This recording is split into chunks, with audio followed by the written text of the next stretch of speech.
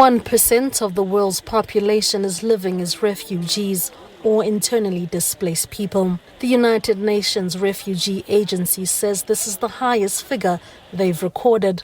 Of the 80 million people currently displaced, half of them are children. A big concern is that over 2/3 of the world's refugees come from only 5 countries.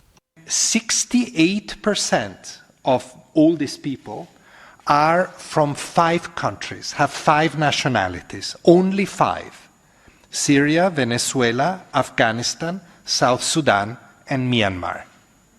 You know what this means.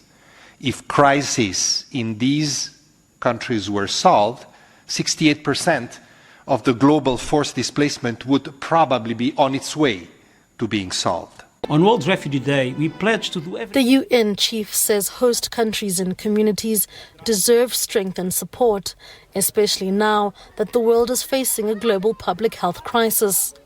Today, we also recognize the generosity and humanity of host communities and countries that often struggle with their own economic and security concerns. We owe these countries our thanks, our support, and our investment. We must all work. The Secretary General also took time to recognize the positive contributions refugees have on their host communities, using the impact of COVID-19 as an example. From camps in Bangladesh to hospitals in Europe, refugees are working as nurses, doctors, scientists, teachers, and in other essential roles, protecting themselves and giving back to the communities that host them.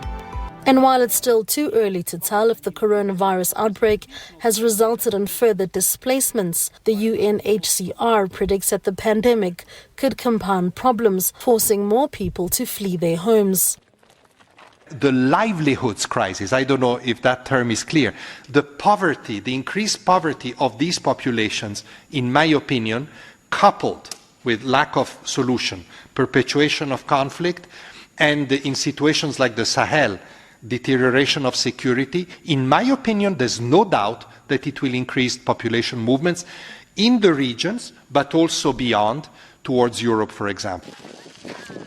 Another issue of concern related to the pandemic is the closing of borders.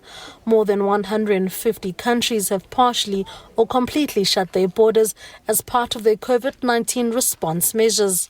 This poses an additional hardship to asylum seekers searching for relief in new countries. The UNHCR says while there isn't a health emergency amongst refugees, there certainly is an emergency of livelihood. Noma Polani, SABC News.